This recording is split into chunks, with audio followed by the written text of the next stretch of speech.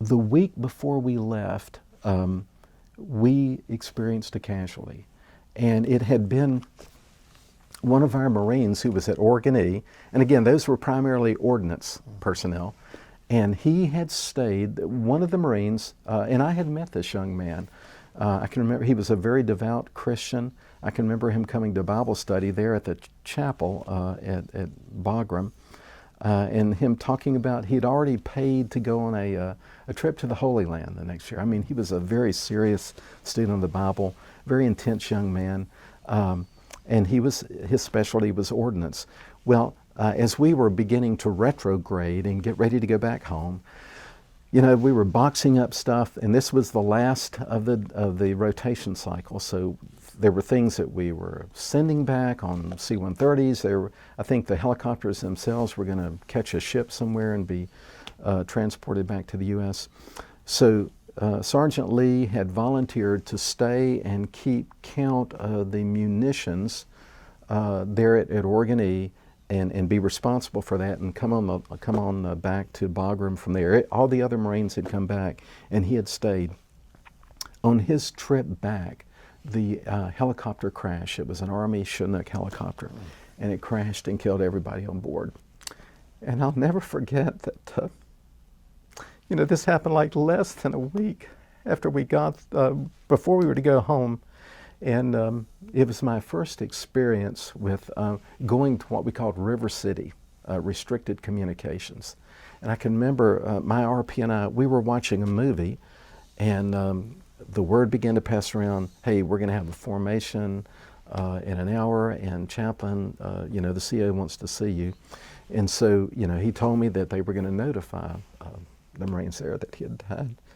But restricted communication meant that they were going to shut down all the computers and all the phones so that nobody would email back or call back to, you know, let this word get out before they could notify his family.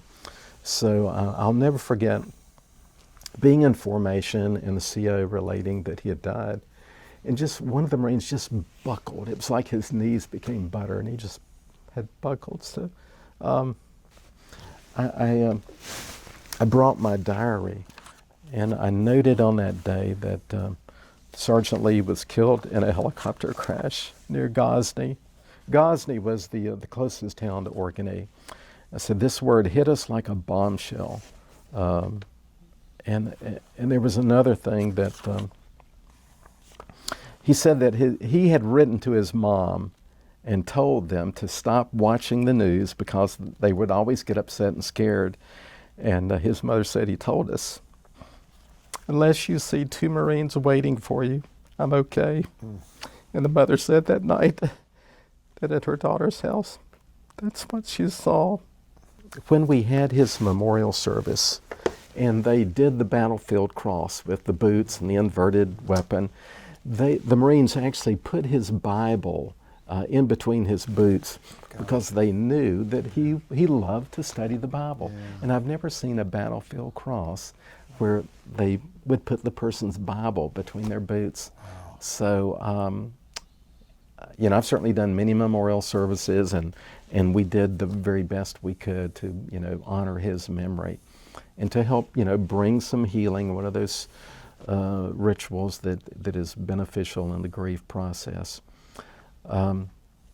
It was also my first experience to observe and be part of what they termed as angel flights. Anytime you were bringing the body of a soldier or a Marine home, they referred to those as angel flights. And so I remember there's a ceremony that you go through as the caskets are loaded onto the plane, and you know, all the troops come and gather, and they do them kind of processional.